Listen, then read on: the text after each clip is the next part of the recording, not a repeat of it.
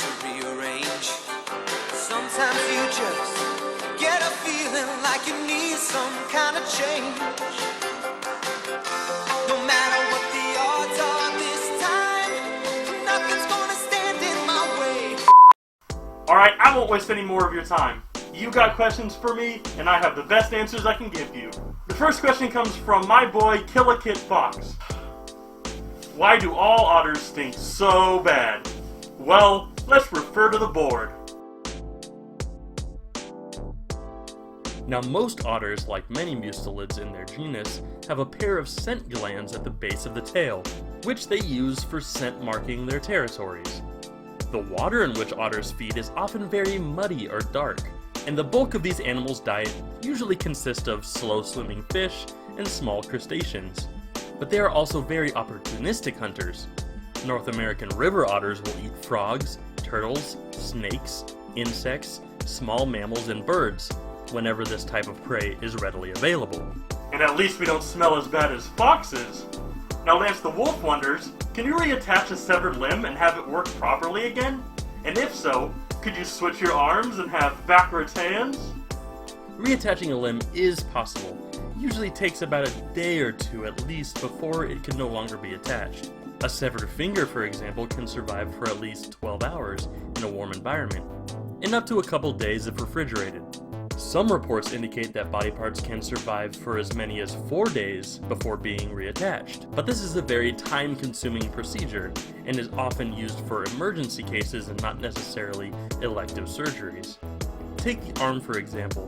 While the nerve endings do technically exist in the opposite arm, and even if you could reattach the opposite arm, after it healed, it would be kind of inefficient. Now my buddy Lareth asks, how wide can the human anus stretch? There's no dumb questions, there's no dumb questions. Muscle tissue lies in layers over areas of movement, and can pull and contract in either a forward or backward motion. Although there's some parts of the body that don't necessarily go in a forward or backward motion, such as a sphincter, sort of like the aperture of a camera. Now the standard size of a normal anus, stretching, can only reach about the same size of a standard rectum. That is without training. And that size, on average, for a human male is about 2.5 inches. Now Jules, mother of 3, do you believe that the body can be healed by thought alone? Well, that's a very interesting answer. Let me explain. To answer this question more appropriately, let's first talk about negative and positive feedback loops. Now, when there's an outside stimulus to your body sends a message up to your brain, which receives the message and sends a signal back out to a part of your body to elicit some sort of response.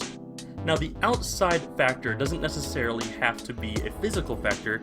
It can sometimes be things like stress, which causes the adrenal gland to produce cortisol. And cortisol can have some serious effects on your body, making things take longer to heal. The lack of stress, or in a happy mood, your body can produce things through the pineal gland, such as serotonin. And these hormones, like serotonin, dopamine, and adrenaline, can affect the body's healing factor over time. But as the sole factor for healing the body, it's only a small portion. For T, not YT asks, what do I do if I don't want to use my 5 senses for someone I hate, but live with?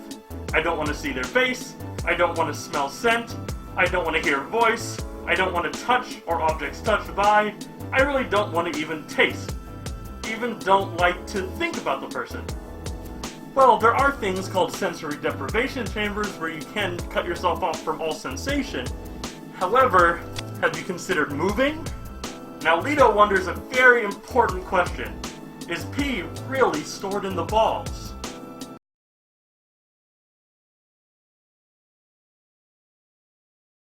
Emo Bayleaf 17 asks, if an ingrown hair won't pop out no matter what I do, should I have it surgically removed? Well, first let's talk about what an ingrown hair is. Now here's your skin. Underneath your skin, as a normal hair follicle grows, it rolls out of your skin and then the hair grows like a tree. The hair follicle is more like a stem, and then the hair itself is like the tree. Now sometimes, especially in curly-haired people, that hair tends to grow in a curl, and can curl itself into the skin and grow into the follicle's sac. This can cause irritation, inflammation, and infection. And one of the things you should never do is try and pop that. Breaking the skin over a healing ingrown hair can cause a lot more problems, especially exposing it to outside viruses.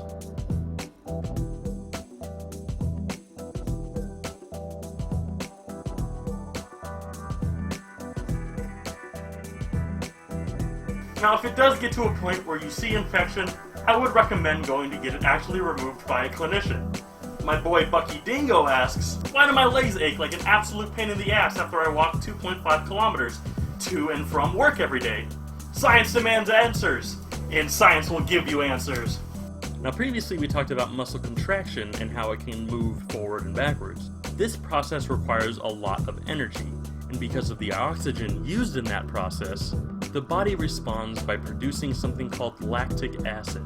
That lactic acid sits on the top of your muscles, especially after extreme exercise or using a muscle that you don't normally use, and can cause soreness, burning sensations, and even sometimes swelling. The best aid to this is not only stretching and physical therapy exercises, but strengthening those muscles so that in the future that lactic acid won't build up as much because less energy will be needed to perform those actions. CCat83 sends us this very disturbing picture asking us, is this what it would look like if we had no muscles in our head? And while it is very disturbing, it's not technically accurate. There's a few things you need to take into account. Now, when you say having no muscles in your face, that is an incomplete thought. Humans intrinsically, and through evolution, have muscles in their face.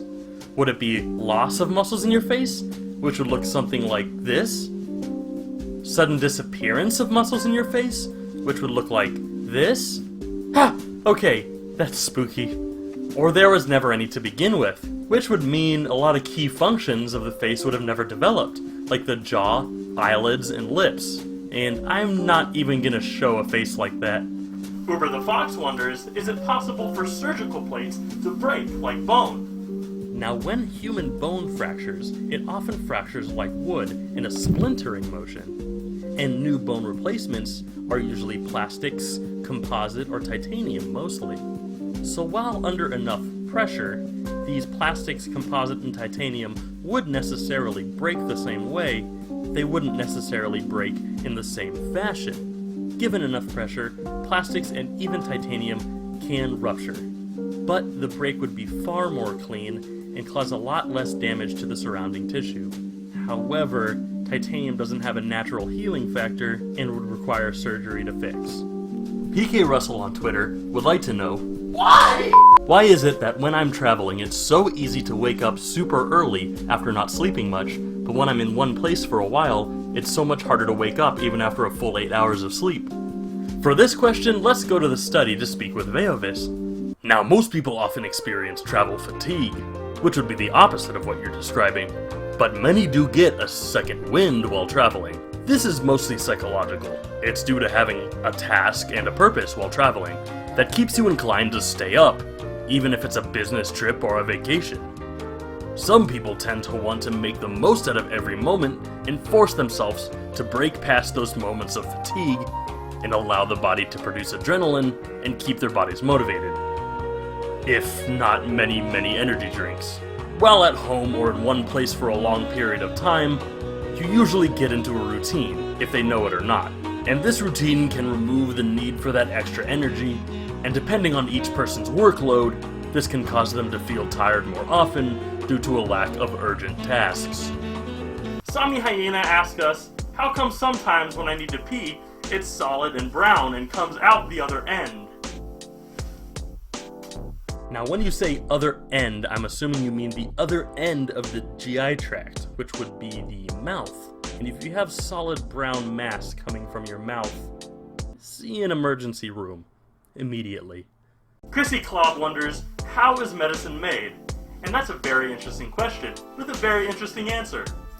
These days, medicines come from a variety of sources. Many were developed from substances found in nature, and even today, many are extracted from plants. Some medicines are made in labs, mixing together a number of chemicals. Others, like penicillin, are byproducts of organisms such as fungus. And a few are even biologically engineered by inserting genes into bacteria that make them produce a desired substance. Now, when you're talking about medicines, you're often thinking of pills. But medicines can be delivered in a numerous amount of ways, such as liquids, drops, creams, inhalers, patches, tablets that are placed under the tongue, injections, or IVs. But pills specifically, because I'm assuming that's what you're asking, are made with the therapeutic chemical required, mixed with the solvent, and then dried and shaped, and sometimes even coated. My shipmate Terran Titanium asks, what's the earliest sign of a stress fracture, and what does it feel like? A stress fracture is a small crack in a bone, or severe bruising within a bone. Most stress fractures are caused by overuse and repetitive activity, and are common in runners and athletes who participate in running sports, such as soccer and baseball. Some of the signs that you have a stress fracture are pain that diminishes during rest, pain that occurs and intensifies during normal daily activities, swelling on the top of the foot or outside of the ankle, and tenderness to touch at the site fracture. You also might possibly have bruising as well. Now, with a stress fracture, a lot of these symptoms can mean many other things, such as shin splints or maybe even a sprain. So stress fractures usually require a medical diagnosis. So if you believe you do have these symptoms, don't necessarily jump to the conclusion that you have a stress fracture. Go see an actual provider. Faithful asks, is a cut on the groin area bad? Since I hear it's the most germy area. As well, it's not bad or leaving marks, but there was small bleeding. Well, let me explain. Now, a cut anywhere on your body is bad and prone to infection. The groin has a lot of natural bacteria, but because it's normally dark, damp, and warm down there, it does tend to be a breeding ground for a lot of other bacteria. As long as you keep it clean, it should be fine. Just shower. Antibiotic ointments such as bacitracin or neosporin can also greatly decrease your chances of getting an infection. My bro Sid the Leo Fox is concerned about a small bump on his cheek. Now this is a normal concern for a lot of people, especially those with allergies. So let me explain. Now most people don't even know that they have a lymphatic system in their body. The lymphatic endocrine system is a network of tissues and organs that help rid the body of toxins, waste, and other unwanted materials. The primary function of the lymphatic system is to transport lymph, a fluid containing infection-fighting white blood cells throughout the body. They kinda act like filters, and those filters can get clogged at times. Now this normally isn't an issue, especially if you're prone to having allergic reactions where your body wants to flush out toxins.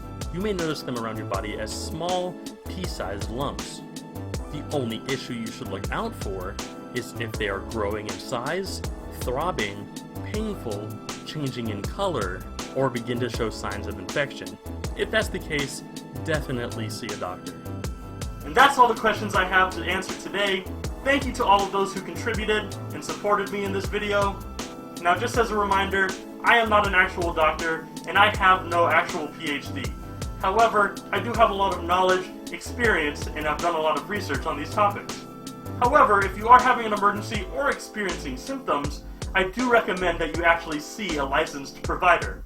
That being said, I love answering questions for you guys. It's really fun for me to learn new things. If you guys have any more questions to ask, please go ahead and ask them. I'm more than happy to answer them in another video just like this. And remember, no question's too stupid. Thanks again, and see you at your next appointment.